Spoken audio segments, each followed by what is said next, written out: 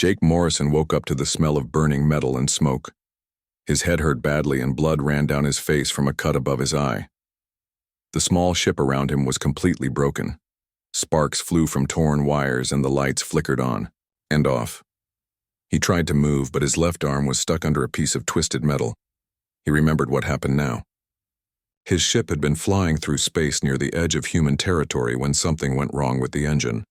The warning lights started flashing red, and the computer voice kept saying, "Engine failure," over and over. Jake had tried to fix, but there was no time. The ship fell toward the planet below like a rock. Jake pushed the metal off his arm and stood up slowly. Everything hurt, but nothing seemed broken. He looked around at what was left of his ship. The hull was cracked open in 3 places and most of the equipment was destroyed. The radio was dead and the emergency beacon was smashed.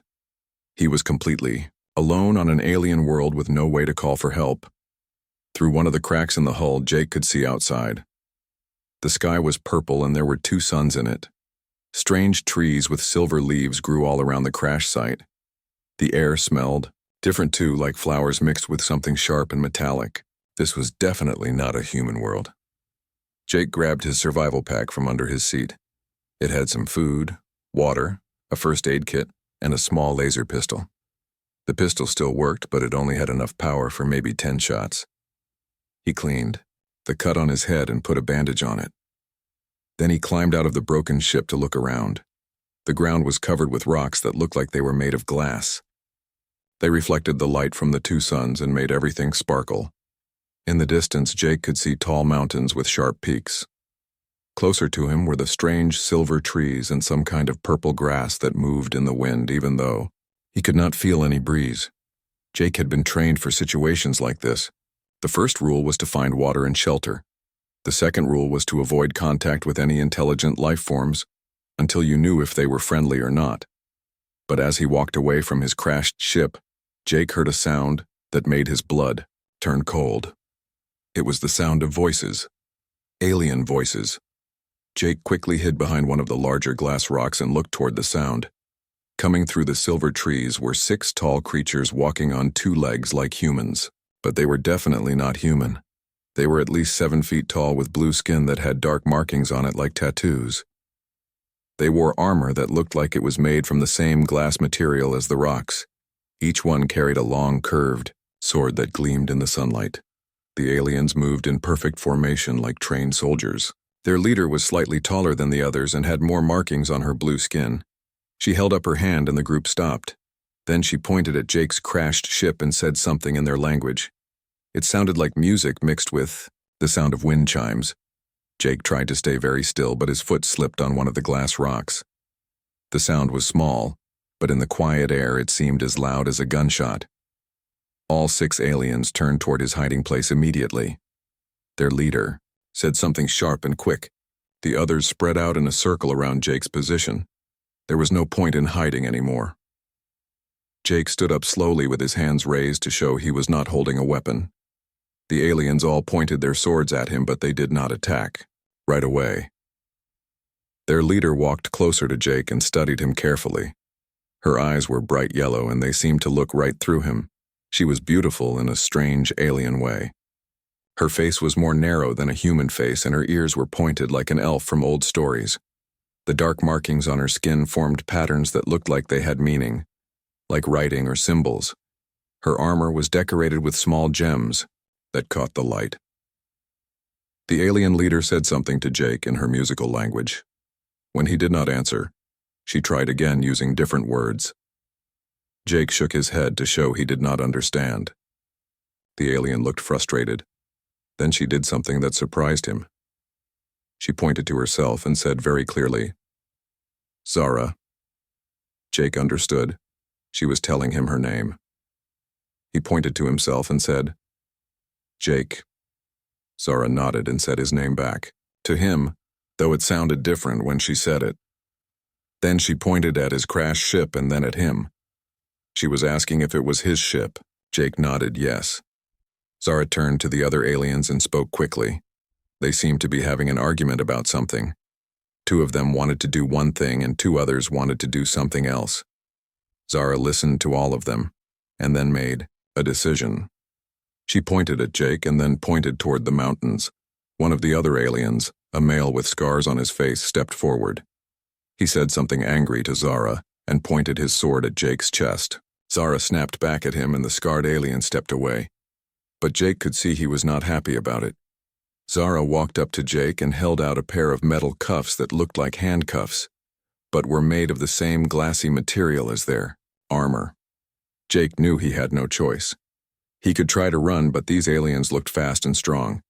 He could try to fight, but there were 6 of them, and they all had swords. His little laser pistol would not be much use against their armor. Jake put his hands out and let Zara put the cuffs on him. They were not tight, but they were definitely strong. The material felt warm against his skin and seemed to hum with some kind of energy. When Zara touched a spot on the cuffs, they glowed softly, and Jake felt a strange tingling feeling in his hands. The aliens formed up around Jake with Zara in the lead and the scarred alien bringing up the rear. As they started walking toward the mountains, Jake tried to remember everything he had learned about first contact situations. The most important thing was to stay calm and try to understand what these aliens wanted. Maybe they were just curious about him. Maybe they would let him go once they figured out he was not a threat. But as they walked through the strange landscape under the purple sky, Jake could not shake the feeling that he was walking toward something much more dangerous than simple curiosity. The way the scarred alien kept looking at him suggested that not all of these creatures were as reasonable as their leader seemed to be. The march toward the mountains was long and difficult. The glass rocks were sharp and cut through the soles of Jake's boots. The purple grass released a sweet smell when stepped on that made his head feel dizzy. Twice they had to cross streams of water that was bright blue and seemed to glow with its own light. As they walked, Jake tried to learn what he could about his captors. They moved like soldiers, but they also seemed to have a sense of honor about them. When he stumbled and fell on the sharp rocks, Zara helped him up instead of just dragging him along.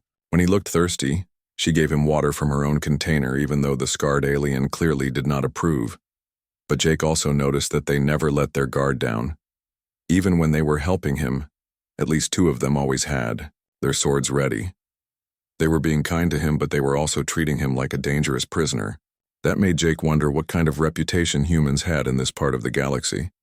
As the purple sky began to darken and strange stars came out, Jake realized that his real test was just beginning. Whatever these aliens had planned for him, he would need all of his training and intelligence to survive it. But first he had to figure out exactly what kind of people he was dealing with and what they wanted from him. The mountains grew larger as they walked, and Jake could see lights twinkling among the peaks. Somewhere up there was his destination and possibly his fate. The alien city was carved right into the side of the mountain. Jake could see hundreds of glowing windows and doorways cut into the rock face as they climbed the winding path. The buildings seemed to grow out of the mountain itself, all made from the same glassy material as the rocks below. Everything sparkled and reflected the light from torches that burned with blue flames. Other aliens came out to stare at Jake as they passed. They were all tall and blue-skinned like his captors, but these ones wore simple clothes instead of armor. Children with bright yellow eyes peered at him from behind their parents. Old aliens with wrinkled faces and long white hair watched him with curiosity. Jake had never seen so many alien faces before, and it made him feel very small and alone. The group stopped at a large building near the top of the city. It had massive doors decorated with carvings of aliens fighting with swords and spears. 2 guards stood on either side of the entrance. They wore the same glass armor as Jake's captors, but their swords were even bigger and more decorated. Zara spoke to the guards in their musical language. One of them disappeared inside the building, while the other kept watching Jake carefully. After a few minutes, the first guard came back and nodded to Zara. The big doors slowly opened with a deep grinding sound. Inside was a huge hall with a ceiling so high that Jake could barely see it in the dim light. The walls were covered with more carvings showing battles and ceremonies. At the far end of the hall sat an enormous alien on a throne made from black stone. He was bigger than any of the others Jake had seen, with scars covering his arms and chest. His skin was darker blue, and the markings on it were silver instead of black. This had to be their leader, their king or chief. Jake could feel the power coming from him even from across the room. The alien's yellow eyes were cold and hard like pieces of ice. When he looked at Jake, it felt like being stared at by a hungry predator. Zara led Jake forward until they stood in front of the throne. She dropped to one knee and said something formal in her language. The other aliens with them did the same thing. Jake was not sure what to do, so he just stood there with his hands still cuffed. The big alien on the throne spoke in a voice like thunder. Even though Jake could not understand the words, he could hear the anger in them. This alien did. Not like humans, that much was clear. The scarred alien who had wanted to kill Jake earlier stepped forward and spoke quickly, pointing at Jake several times. Zara stood up and argued back. Her voice was calm, but firm.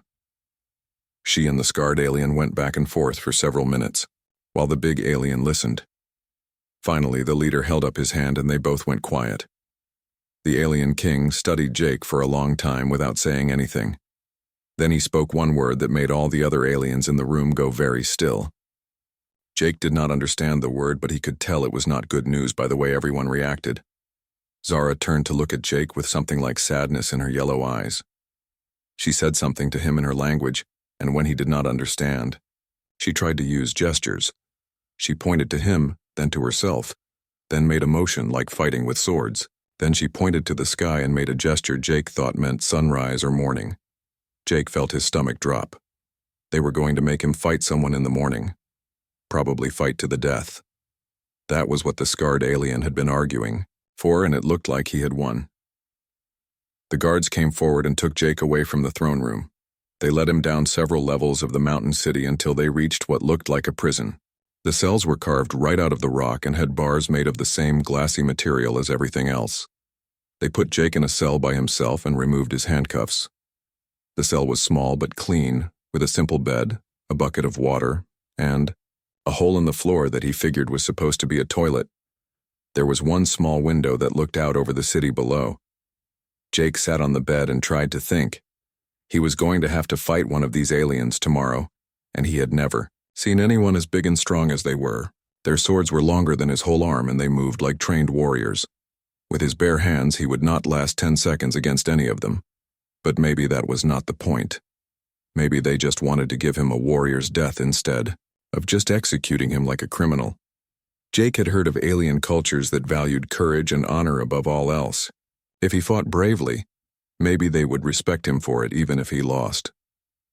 As the night went on, Jake could hear sounds from the city above. Music and voices and the clatter of metal on stone. It sounded like they were having some kind of celebration or ceremony. Maybe they always celebrated before ritual combat. Maybe it was like a festival for them. Jake tried to sleep, but his mind would not stop working. He kept thinking about the aliens he had seen, especially Zara. She had been kind to him during the march, but she was still going to let him die tomorrow.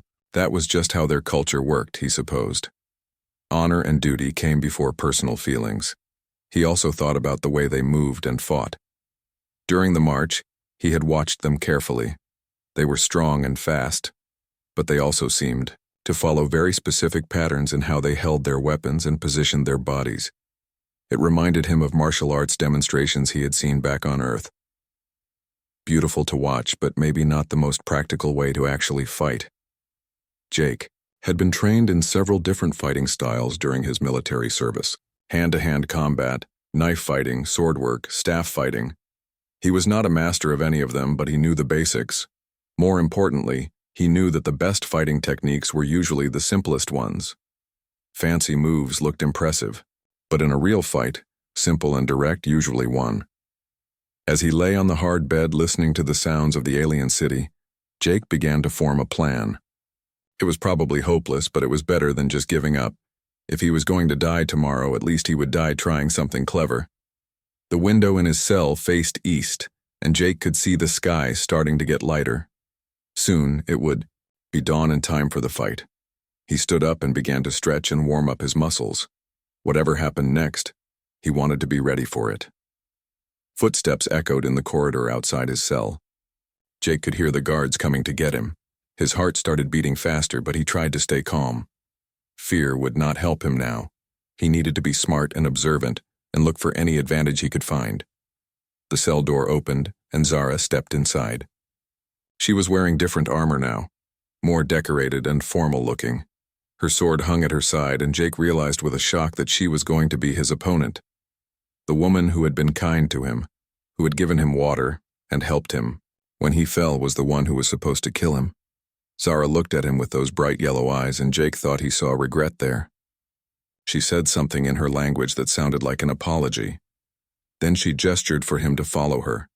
They walked through the corridors of the mountain city and up many flights of stairs. Other aliens joined them as they climbed, all wearing their best clothes and carrying ceremonial weapons. This was clearly a big event for their people. Finally, they emerged into bright sunlight. Jake found himself standing in a large circular arena carved into the top of the mountain. Hundreds of aliens filled the stone seats that surrounded the fighting area. The alien king sat on a raised platform with the best view of everything. In the center of the arena was a circle of sand surrounded by carved stone walls. This was where Jake was going to fight for his life. The morning sun cast long shadows across the sand and made everything look golden and beautiful. It seemed like a strange place to die. Zara walked to the center of the arena and drew her sword. The blade caught the sunlight and seemed to glow with its own inner fire. She held it with both hands and pointed the tip directly at Jake's throat. The crowd went completely silent. Even the wind seemed to stop blowing. In that moment of perfect quiet, Zara spoke the ritual words that Jake somehow knew were coming. "Any last words, alien?" Jake looked at her serious face and at the sword pointing at his heart. He looked at the hundreds of aliens watching him from the stands. He looked at the alien king, waiting to see him die. Then Jake did something that no one expected. He smiled. "Yeah," Jake said clearly so everyone could hear him. "You're holding it wrong." The silence in the arena stretched on for what felt like forever. Jake could see the shock on every alien face around him. Even Zara looked surprised by his words. No one had expected the human prisoner to criticize their champion's sword technique. Alien King leaned forward on his throne, his yellow eyes burning with anger. He spoke one harsh word, and Jake did not need a translation to know it was not polite. The crowd began to murmur and whisper among themselves. Some sounded angry, while others seemed curious about what the strange human meant. Zara's grip tightened on her sword, and her face showed a mix of confusion and insult. She said something sharp in her language that Jake was pretty sure was a question about what he had just said. When he did not answer right away, she repeated herself more loudly. Jake held up his hands to show he was not trying to attack her. "I said you're holding it wrong," he repeated in a calm voice. "Your grip is too tight and too high on the handle. You're standing with your weight on your back foot instead of your front foot, and you're holding the blade too far away from your body." The crowd's murmuring got louder. Some of the aliens were standing up in their seats to get a better look. Jake could see that some of them were starting to pay close attention to what he was saying. Others looked angry that a prisoner would dare to question their ways. Zara's face went from confused to furious. She raised her sword higher and took a step toward Jake. She spoke quickly in her language, and Jake could tell she was angry. Then she said something that sounded like a challenge or a threat. "Wait," Jake said, taking a step back but keeping his hands visible. "Just listen to me for a minute. I'm not trying to insult you or your people.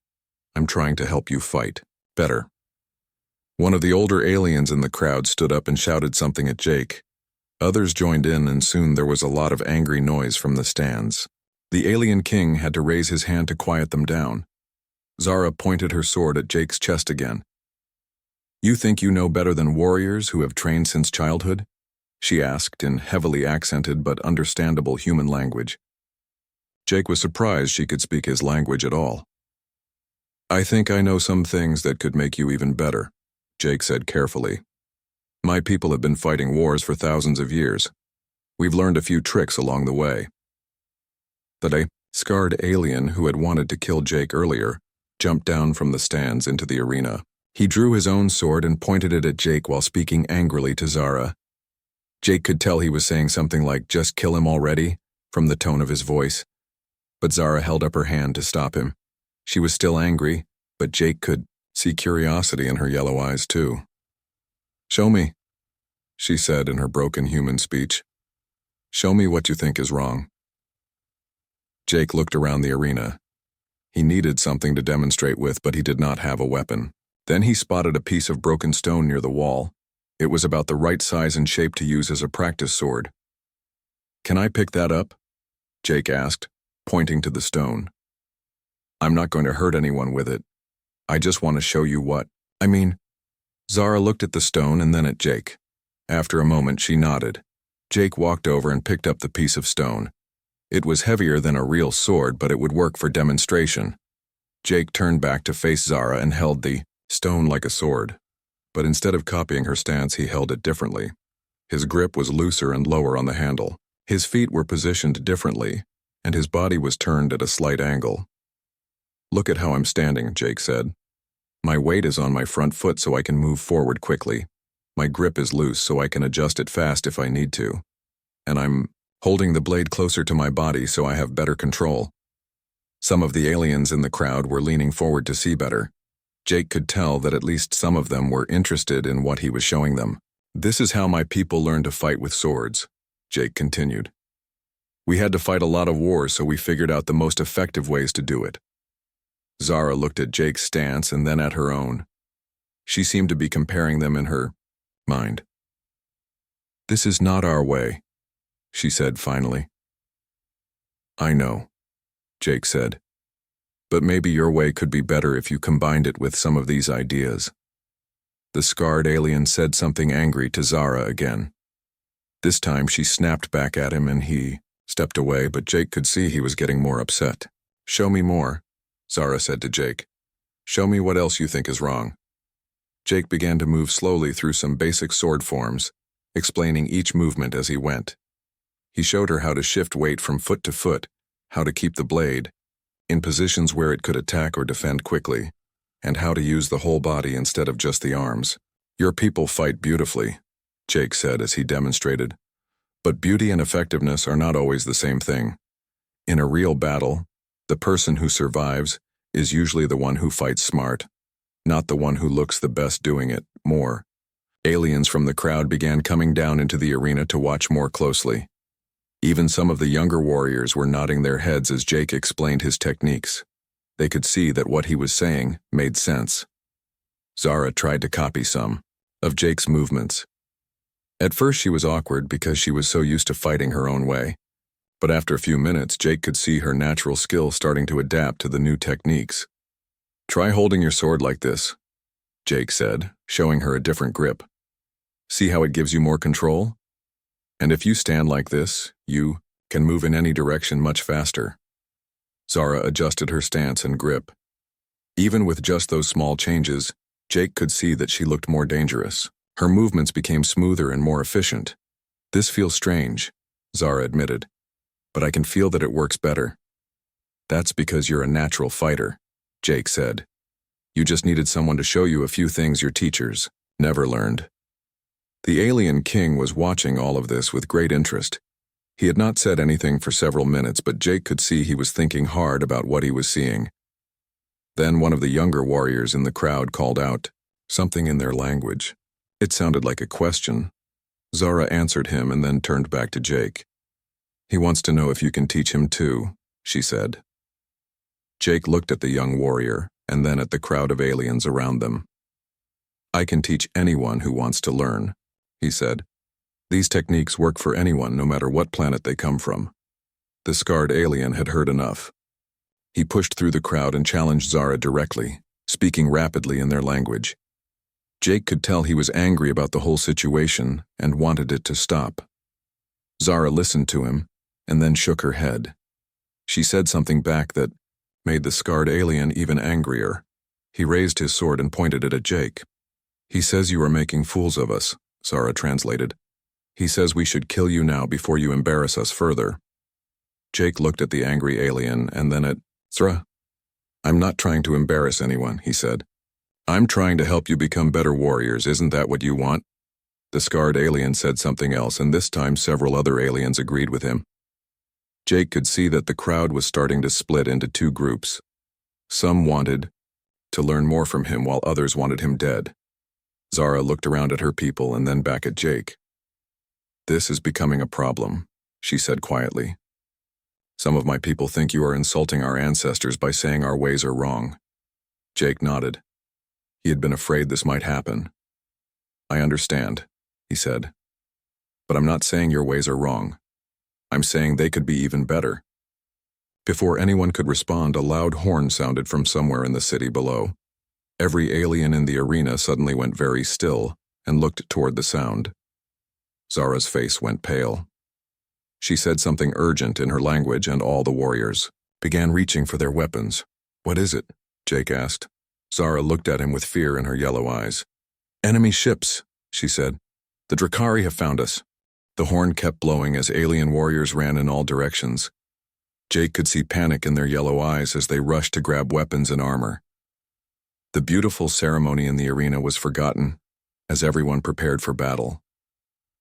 Zara grabbed Jake's arm and pulled him toward the edge of the arena. "The Drakari are our ancient enemies," she explained quickly as they ran. "They are like giant insects that eat everything in their path.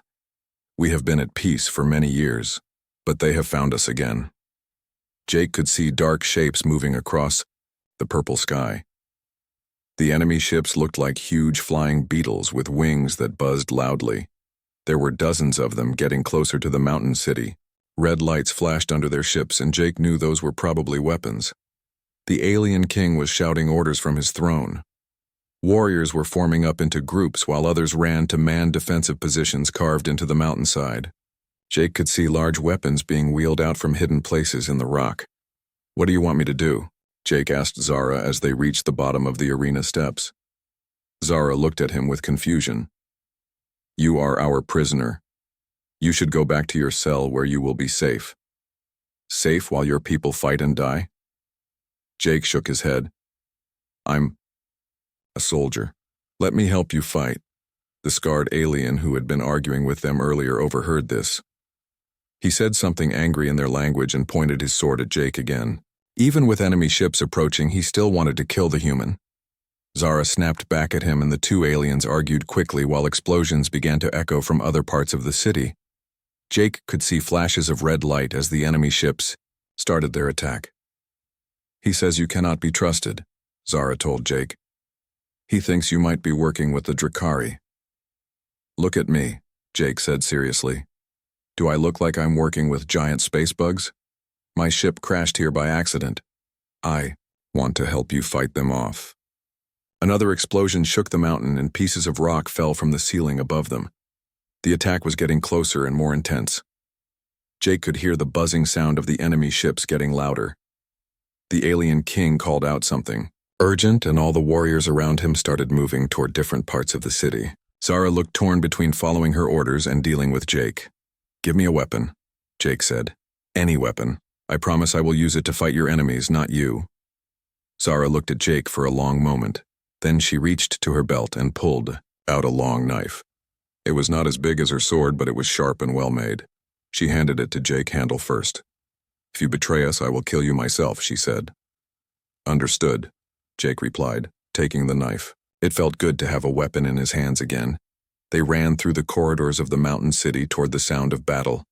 Other warriors joined them as they went, all carrying swords and wearing their glass armor. Jake noticed that some of the younger ones were trying to hold their weapons the way he had shown them in the arena.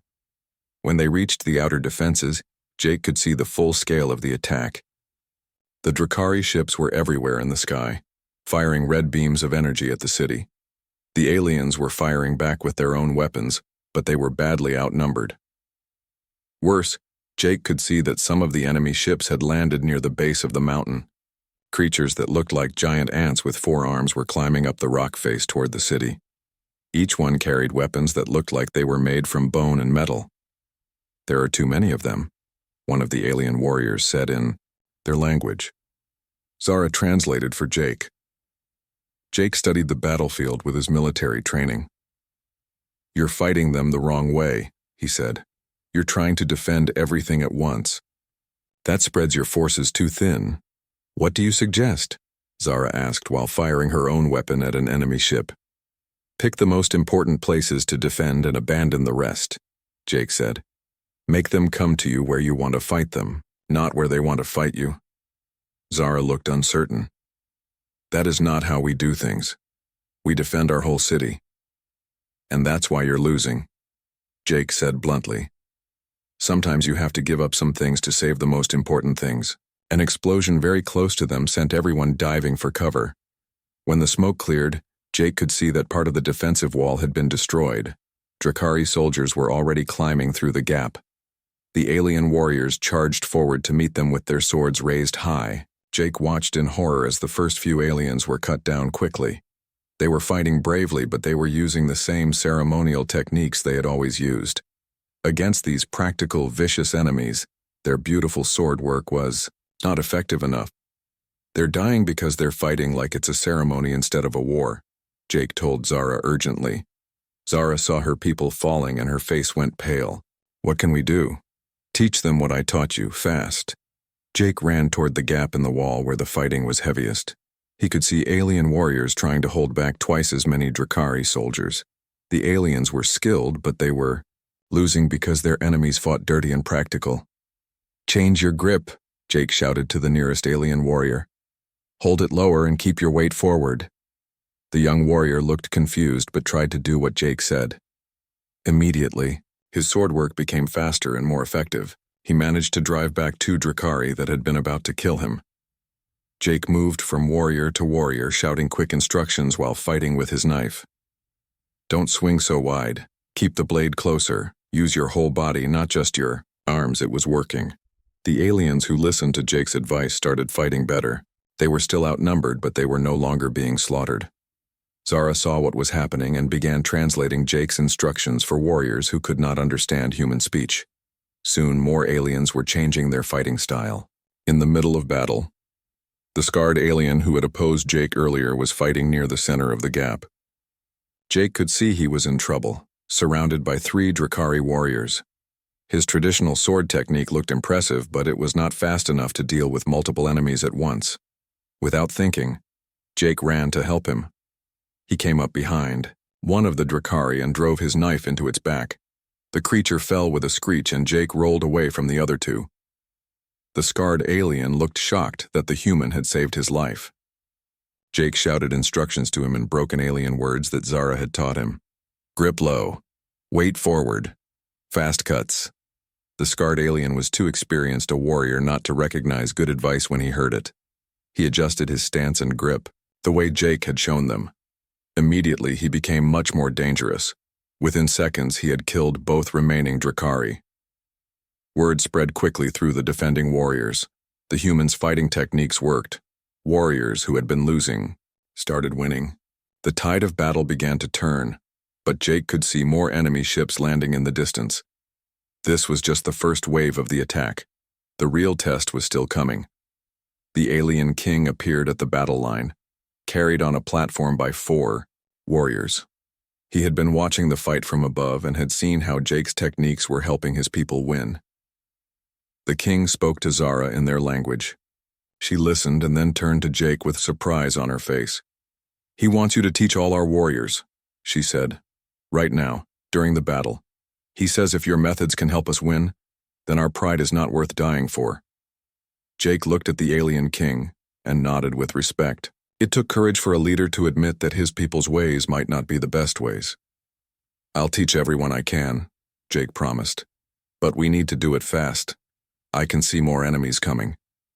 As if to prove his point, the buzzing sound of more Drakari ships filled the air.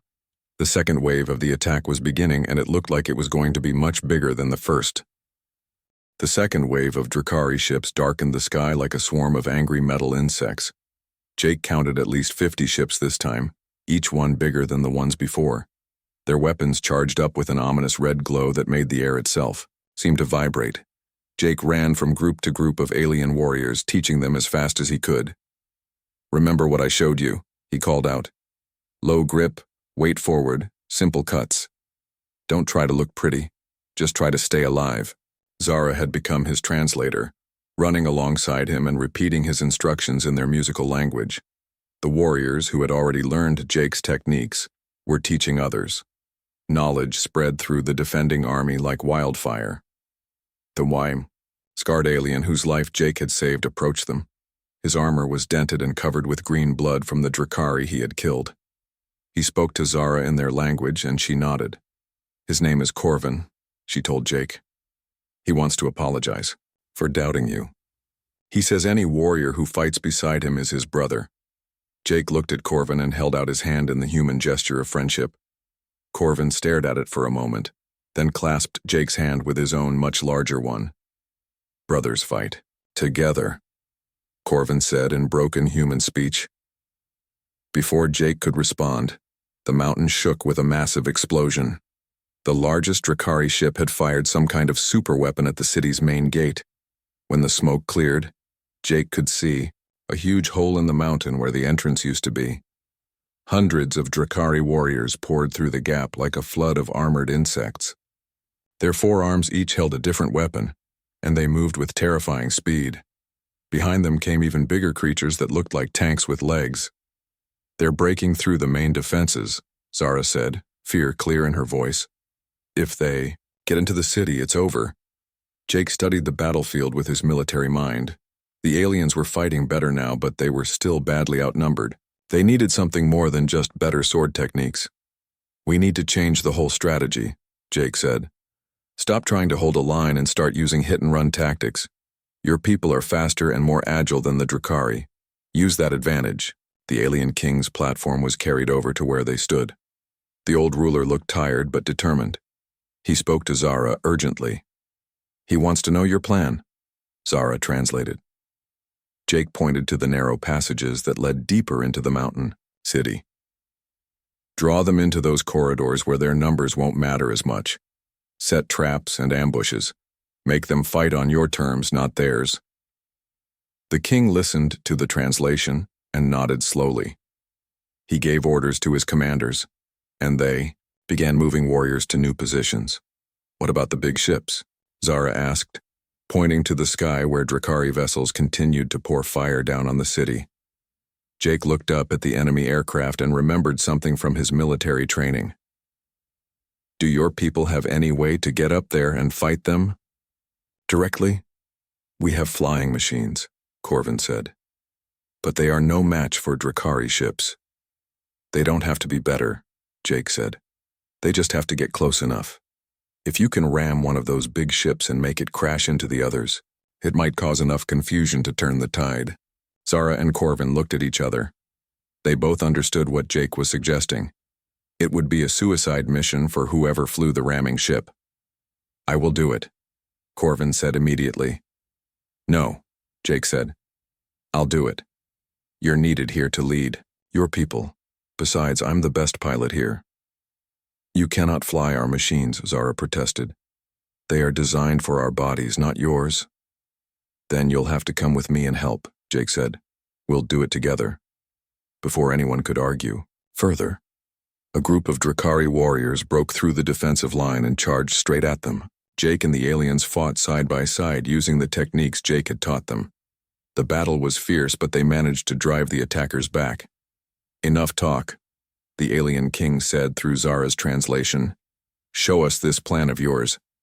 They ran through the mountain city to where the alien aircraft were kept. The flying machines looked like metal birds with transparent wings.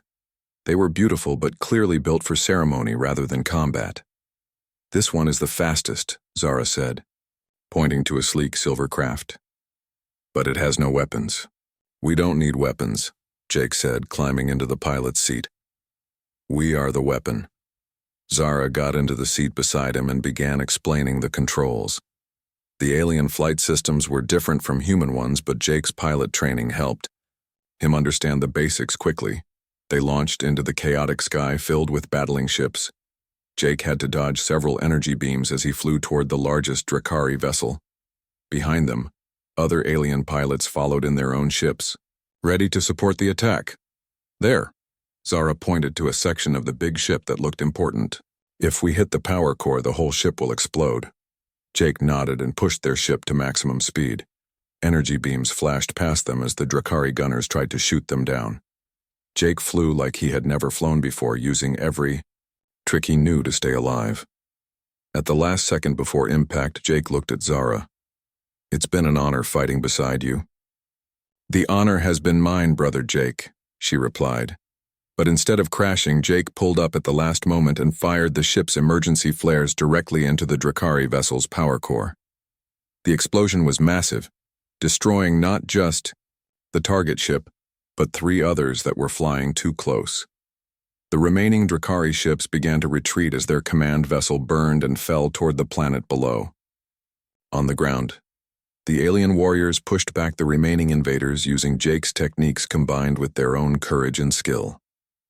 The battle was won. When they landed back at the city, Jake found himself surrounded by cheering aliens. The king himself came down from his throne to meet them. He spoke formally to Jake while the whole crowd listened. "He is making you an honorary member of our warrior class," Zara translated with a smile. "He says any human who fights like you do is welcome in our city forever." Jake was honored, but he knew his real mission was not finished yet. "I need to get back to my own people," he said. "But I want our peoples to be allies. We could learn a lot from each other." 2 days later, Jake's rescue came in the form of 3 Earth Defense Corps ships that had been searching for him, but he was not alone when he left the alien world. Zara came with him as the first alien ambassador to Earth, carrying with her not just her traditional weapons but also a new understanding of how different fighting styles could work together. The scarred alien Corvin stayed behind to teach other warriors the human techniques that had saved their city. The alien king declared that from now on, their warriors would learn both the old ways and the new ways, combining tradition with practical effectiveness. Months later, Jake stood in a training facility on Earth, teaching human soldiers some of the alien techniques while Zara taught alien methods to human instructors. The 2 species had formed an alliance that made both of them stronger. Sometimes the greatest victories came not from being the strongest or having the best weapons, but from being willing to learn from others and adapt when necessary. Jake had learned that lesson on an alien world where pointing out that someone was holding their sword wrong had led to saving an entire civilization. The galaxy was full of threats, but with humans and aliens working together, sharing their knowledge, and fighting as brothers and sisters, those threats seemed a little less dangerous. Jake smiled as he watched human and alien warriors training side by side, knowing that the future was brighter because different peoples had chosen to trust each other and learn from their differences.